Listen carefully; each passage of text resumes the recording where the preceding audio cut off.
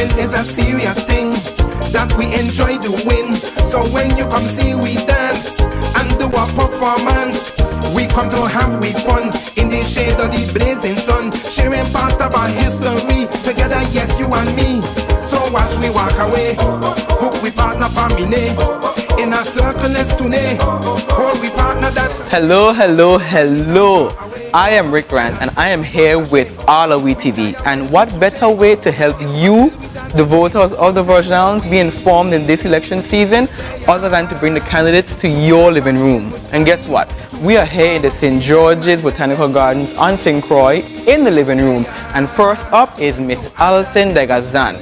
And she's going to have a candid conversation with myself and you guys on her thoughts, her plans, and all things politics. So join me in the living room with Miss Allison. Let's go. Hello everyone, I am Allison Degazon, number 9 on the primary ballot. It is with great pleasure that I sit down with you today so you can learn a little bit about me so you can vote wisely.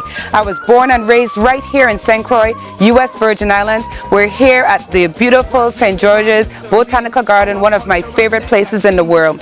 This Saturday, I ask that you vote wisely, vote number 9. My slogan is playtime is over. I am ready to represent you. Let's talk. Good afternoon, Allison. How are you? I am great. Nice to see you again. All is well? Yes, great to meet Good. you. I know. Let's go. Let's have a conversation in the living room. Ready? Let's go. Let's see. Thank you. Good. Hi, Allison, and thank you so much for joining me today. And I just learned that your mom passed away, so my sincere condolences. And even being able to push through and do this is very admirable. Thank you.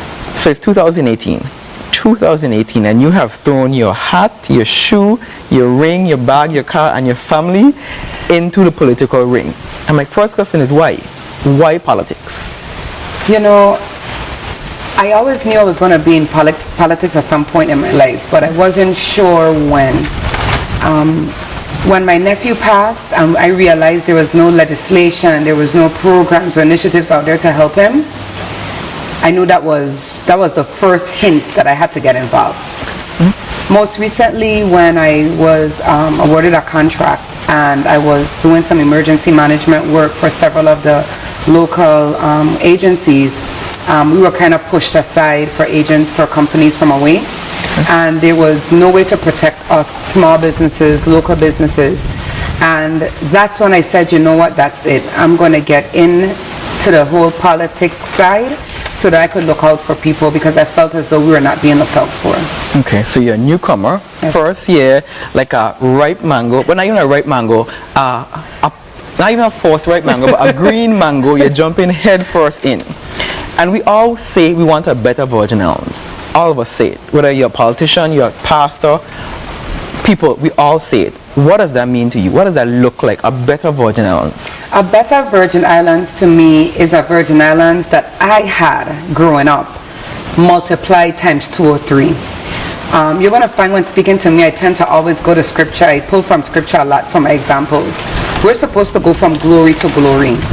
But I feel as though, as far as socioeconomically, we've taken several steps back. We haven't advanced in technology, in the way we run our government, in the way we develop ourselves economically. We are so many steps behind. I am a researcher by nature. So when I look at what other countries are doing, other Caribbean islands are doing, I feel as though we are behind, and it is time, this is the time that we get back our rightful place and become leaders again. Okay, so you talked about scripture. And I grew up in the church, so I knew a few of them. And there's a scripture that talks about we've compassed this mountain long enough. And it simply talks about going around in the same circle.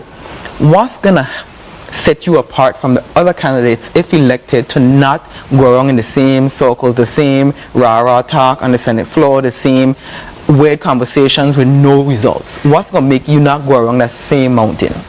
Because of the fact that I have a stake in the game before actually becoming in the Senate sets me apart.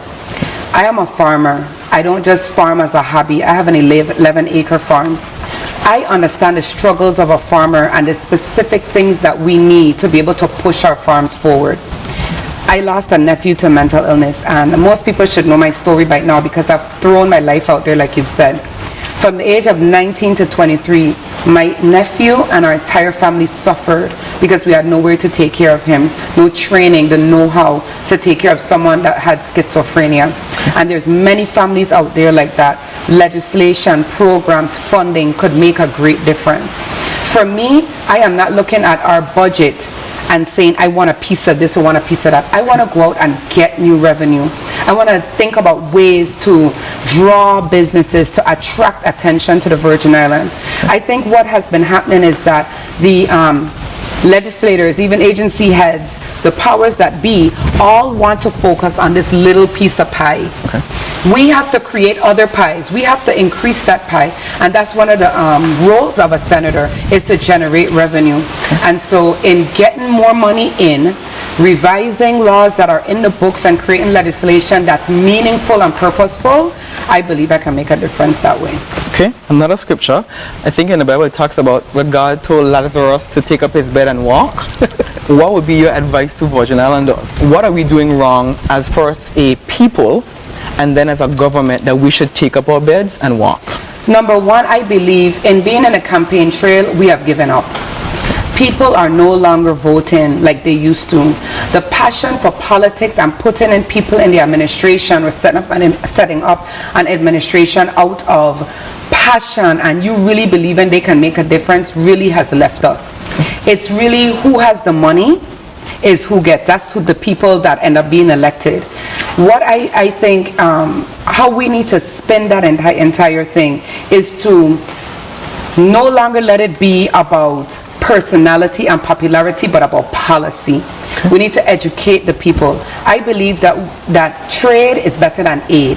So if we could develop ourselves economically, come up with a great export, come up with make our entire look and feel of tourism better, then we increase our trade and we focus less on federal aid. The thing about it is our local funds that we have is one thing.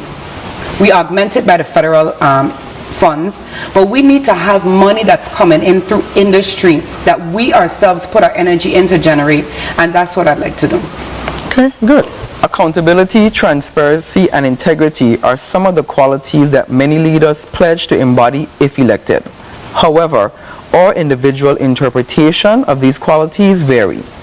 What do these qualities mean to you, and what specific steps will you take to ensure you are leading accordingly? When I hear those three words, you know what I think of? Reapportionment. When I think of the entire debate about reapportionment right now, it comes down to accountability, transparency, integrity. What the people are tired of are people that are talking and it comes across as though they're looking out for themselves, but they are forgotten.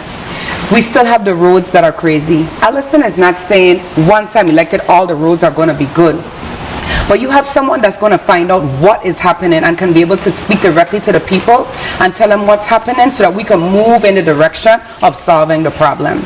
For me, it's about execution. So what you're going to find is that I'm not going to be talking, and you won't be able to see what's going on. And the people won't have to scratch their heads at the end of the term and wonder, what did Allison do? I'm going to be in their faces. I'm going to be in the community. I'm going to be on the radio. I'm going to be in print, letting them know where we are, what policies are being debated, what my position is, what legislation I'm putting through. That creates accountability. That creates transparency. And integrity automatically follows through because they'll see I'm a woman of my word, because my platform, which is agriculture development, economic development, small business development, mental health reform, they will see that I took the strides necessary to improve in all those areas.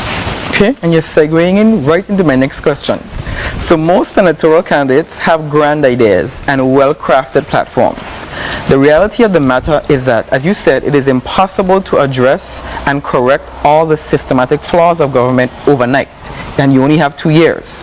What 3 specific issues will be a top priority to you? Please state the problem and your solution. Number 1, agriculture development. The moment we stopped growing our food, we lost. We were no longer, our voices were quieted.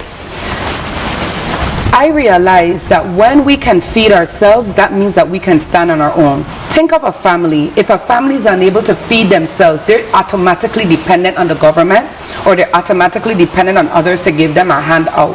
What it is, it's not, we have to move from the hand out mentality to a hand up mentality. So we have all this land, people like me who have the know-how, the tenacity. We just need a little assistance from the government, a hand up, not a hand out, so that we can make things happen. So that's one issue, agriculture development. Second, let's talk about small business reform. When we look at the EDC companies, and I'm not knocking the EDC companies because we have to strike a balance, we give them complete exemption from the grocery receipts tax. The small businesses, the middle class, mind you, the middle class is who drives the economy, are the ones paying the taxes. So they come in, billion-dollar companies doing business all around the globe, who we are happy to have here. We need to strike a balance so that my local business, I call it my because I'm taking ownership, my local businesses here in St. Croix can have the same opportunity to grow, the same opportunity to create jobs, the same opportunity to expand their business and increase revenues. So that's number 2. Number 3, economic development. And I can say mental health is inclusive because if we bring private institutions in who can help us develop our mental health platform, that automatically brings jobs. It automatically brings attention, and we get to recruit people. A lot of our people who have psychology degrees are psychiatrists that are away and want to come home. We can bring those people home and help our economy. Once we can build our middle class, it automatically improves our tax base. And with a strong tax base, that's a strong middle class. Strong middle class is a strong community. Okay, so you're articulate, you know what you're saying, you're spitting it out. And you are a budding professional because you're just a budding politician because you're just starting out. Yes. Tell us something that we might not know about Allison. Not Allison on the poster, not Allison in the interview, but Allison, the regular person, okay, that we might not know. I am a mother of 4. Okay. I have 7-year-old twins and a 13 and 14-year-old. I love reggae music. Okay. And most recently, I started getting into country and western. So I realized that as I'm maturing, I'm embracing other cultures. So part of my entire campaign is bringing cultures together, and that is actually a part of Allison that I was showing to the community. That the Hispanic community, there's things I like there. The people that are from Antigua, St. Lucia, St. Kitts, Dominica, there's things that I pick from there, and I have great friends from there. And also even things that I'm learning about my own culture that I'm embracing, and I think it comes with maturity. So I love reggae, I love music, I love to dance. You know, being into politics now, if you have to say, Allison, what is it? What if there's an internal struggle, what is that internal struggle? Okay. That internal struggle would be the Allison that has to be this professional, that has to stay on point and perfect. But there's a side of Allison that likes to go out on a Saturday night and have fun and dance with my friends and have some wine and so forth, because I have so many responsibilities. And time management is one of my gifts. I have to manage my 4 children, my farm, my small business, because I do project management for private and public sector organizations. I'm working on my PhD. And I have my family circle to see about. So sometimes that little time to go out and sit down and laugh and joke with my friends allows me to clear my mind and be able to be even more productive come Monday morning. Okay. We're going to take a break because I want to hear more about this PhD. So we'll be right back. We are here with USVI TV. Stick and stay.